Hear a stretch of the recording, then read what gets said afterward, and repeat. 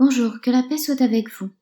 Je vais tenter de relier les points des multiples réflexions que j'ai menées jusqu'à présent. J'avais à l'occasion de l'annonce du Grand Reset fait un audio sur le paradigme, et il me semblait que le basculement vers le nouveau système, en fait, ne serait que le verrouillage du paradigme dans lequel nous nous trouvons. Je maintiens toujours cette vision des faits, mais j'ajouterais que la dernière phase serait en elle-même un paradigme également. Il me semble que l'histoire de l'homme se déroule de cette manière-là, en phases successives qui constituent autant de paradigmes, s'imbriquant les uns dans les autres, de fait que notre compréhension en est brouillée. Il s'agirait bien de comprendre ce qui nous arrive en abordant l'histoire en abîme. C'est un peu comme les poupées russes qui s'emboîtent les unes dans les autres et nous en serions peut-être à la dernière. Nous avons fort heureusement des indices grâce aux révélations, et pas des moindres. Nous avons le principe de notre histoire, et dans le principe l'embryon de son déroulement et sa finalité. Et je lis les versets 4 et 5 du chapitre 3 de la Genèse. Le serpent répliqua à la femme, « Pas du tout, vous ne mourrez pas. Mais Dieu sait que, le jour où vous en mangerez, vos yeux s'ouvriront, et vous serez comme des dieux, qui connaissent le bien et le mal. » De cela, j'ai pu en déduire la finalité de ceux qui veulent suivre Satan, l'imitateur, celui qui veut recréer le monde, celui qui veut posséder le monde, afin que les hommes se prosternent devant lui. Cet imposteur a fait croire que les hommes ne mourraient pas, qu'ils auront donc la vie éternelle, et qu'ils seront comme des dieux, qu'ils auront la pleine conscience leur permettant de connaître le bien et le mal. C'est cette recherche qui a conduit les hommes à développer des techniques rendant vraisemblablement ces deux objectifs accessibles. Et peut-être est-ce déjà atteint, le grand reset permettrait ainsi de généraliser ce qui peut-être a déjà été découvert. Et ce d'une part au moyen du génie génétique, par le biais des nanotechnologies, et d'autre part par le biais de l'intelligence artificielle, au moyen des ondes et de la lumière. Cependant, nous sommes encore dans l'entre-deux, puisque rien n'est joué, tant qu'il y aura des justes, c'est-à-dire des hommes ajustés à Dieu, il y aura un espoir, l'espoir que des âmes soient sauvées avant le jugement dernier. C'est pourquoi tout est mis en œuvre pour martyriser les catholiques qui ont Jésus dans leur cœur, et comme Jésus l'a dit, il est la lumière du monde. Ainsi, les pays où l'on martyrise les chrétiens vont-ils sombrer dans les ténèbres et attirer les démons, qu'ils le sachent. Je vais maintenant passer à ce qui nous attend. Lorsque l'on parle de reset, on parle de réinitialisation, et effectivement, il va y en avoir dans tous les domaines, y compris celui de l'alimentation. Je vous conseille de visionner la vidéo de Ice Age Farmer, où celui-ci fait une lecture d'une page du site de la fondation Rockefeller. Dans les grandes lignes, on y trouve deux aspects importants du reset. Premièrement, l'escroquerie, c'est-à-dire la mainmise sur le monde par le biais de l'alimentation, qui fera l'objet de brevets. Et deuxièmement, l'instauration d'une dictature dans laquelle nous nous trouvons déjà, où le contrôle sur les êtres humains continuera de se faire par le biais de la santé, mais non plus au travers de la médicamentation, mais de la nourriture, bien entendu transgénique. Le premier continent touché serait l'Afrique, je suppose les pays qui déboursent le moins en frais médicaux et qui permettraient ainsi un retour sur investissement sur leur propre population.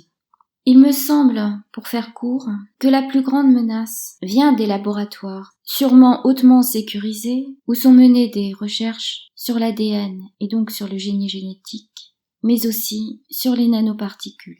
À cela s'ajoute évidemment le danger de la 5G qui perturbe l'équilibre de l'homme et donc représente une atteinte à son intégrité autant au niveau de la santé que dans sa liberté et donc dans sa dignité.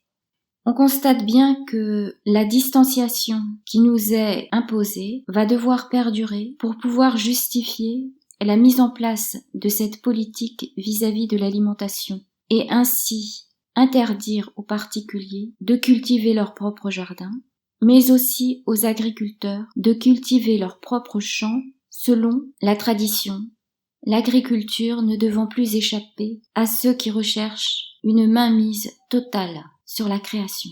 Car ne l'oublions pas, et cela a été démontré par rapport à la manière dont, au départ, les chimistes allemands ont opéré, avant de généraliser leur méthode à l'échelle internationale, grâce aux trusts tels que IG Farben et Standard Oil. Il s'agit de copier la nature, de breveter les éléments copiés, donc synthétiques, de les généraliser. Il est possible que tous les composants de la nature aient été copiés et que l'intention serait de détruire la nature totalement pour y transposer à la place le produit synthétique copié qui appartient à l'homme afin de glorifier l'homme et non Dieu pour la création.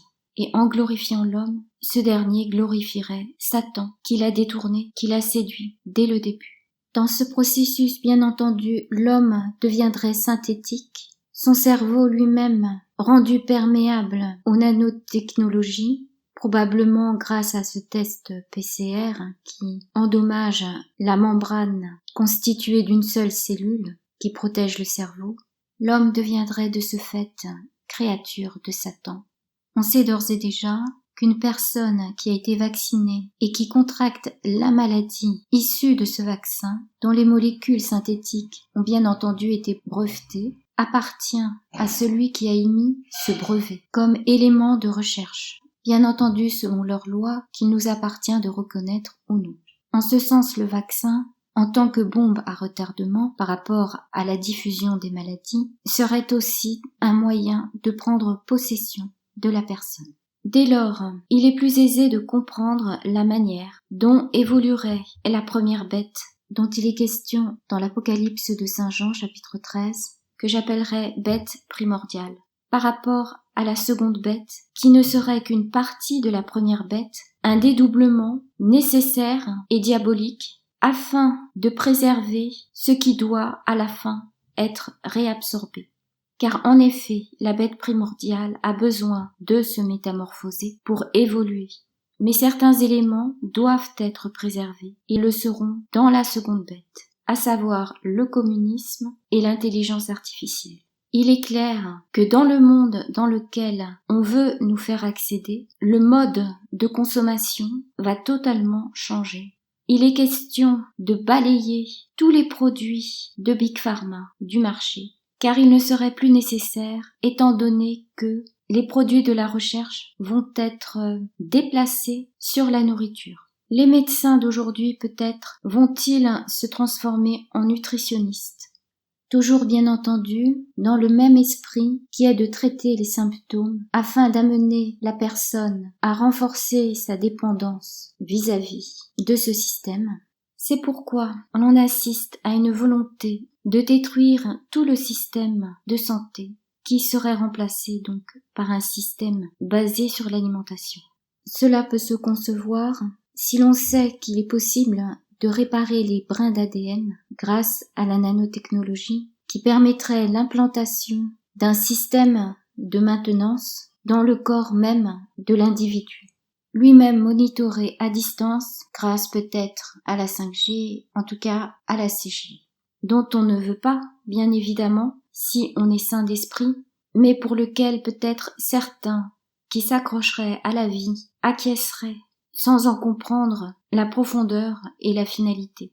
L'Antéchrist figurerait un pont entre la première et la deuxième bête et permettrait, je suppose, une réabsorption de la deuxième bête par la première. On peut donc comprendre que le chaos dont on nous a asséné l'annonce dans les médias devrait nécessairement se produire avant l'arrivée de l'Antéchrist qui permettrait la réabsorption de la seconde bête. On peut en déduire que ce moment charnière qui impliquerait la présence d'une entité appelée Antéchrist nécessiterait un laps de temps assurant la paix et la sécurité. Nous en avons déjà eu un avant-goût dans l'après-guerre où a émergé l'ONU. Cependant, pour les temps qui vont venir, peut-être ne s'agirait-il plus d'un organisme, mais d'une personne préfigurant ce que deviendraient les hommes s'ils acceptaient, à savoir, une chose synthétique, peut-être même dénuée de cœur. Ce chaos ne concernerait que les pays dans lesquels il faudrait faire table rase de l'ancien système, principalement l'Occident. Pour illustrer ce qui est arrivé et ce qui viendra, je vais vous lire une parabole adressée par Jésus aux grands prêtres, scribes et anciens qui cherchaient à le tuer. Évangile selon saint Marc, chapitre 12, du verset 1 à 12. Il se mit à leur parler en parabole. Un homme planta une vigne, l'entoura d'une clôture, y creusa un pressoir et y bâtit une tour. Puis il la loua à des vignerons et partit en voyage. Il envoya un serviteur aux vignerons, le moment venu, pour percevoir d'eux une part des fruits de la vigne. Mais ils se saisirent de lui, le battirent et le renvoyèrent les mains vides. De nouveau, il leur envoya un autre serviteur. Celui-là aussi, ils le frappèrent à la tête et le couvrirent d'outrages. Et il en envoya un autre. Celui-là, ils le tuèrent. Puis beaucoup d'autres. Ils battirent les uns, tuèrent les autres. Il lui restait encore quelqu'un, un fils bien-aimé. Il le leur envoya, le dernier, en se disant « Ils respecteront mon fils ». Mais ces vignerons se dirent entre eux « Celui-ci est l'héritier. Venez, tuons-le, et l'héritage sera à nous. » Et le saisissant, ils le tuèrent et le jetèrent hors de la vigne. Que fera le maître de la vigne? Il viendra, fera périr les vignerons et donnera la vigne à d'autres. Et n'avez-vous pas lu cette écriture? La pierre qu'avaient rejetée les bâtisseurs, c'est elle qui est devenue pierre de fait. C'est là l'œuvre du Seigneur, et elle est admirable à nos yeux. Ils cherchaient à l'arrêter, mais ils eurent peur de la foule. Ils avaient bien compris, en effet, que c'était pour eux qu'il avait dit la parabole. Et le laissant, ils s'en allèrent. On connaît la suite. L'heure venue, Jésus s'est livré lui-même. Mais les paroles qu'il a adressées à ceux qui sont venus l'arrêter pour le faire condamner s'adressent encore aujourd'hui à tous ceux qui s'en font les héritiers. Et je lis Évangile selon saint Luc, chapitre 22, versets 52 et 53. Puis Jésus dit à ceux qui s'étaient portés contre lui, grands prêtres, chefs des gardes du temple et anciens, suis-je un brigand que vous vous soyez mis en campagne avec des glaives et des bâtons, alors que chaque jour j'étais avec vous dans le temple, vous n'avez pas porté les mains sur moi? Mais c'est votre heure et le pouvoir des ténèbres. J'espère que ces paroles rappelleront aux hommes qui l'ignorent que les ténèbres sont déjà là et que seule la lumière peut les chasser. Que la paix soit avec vous.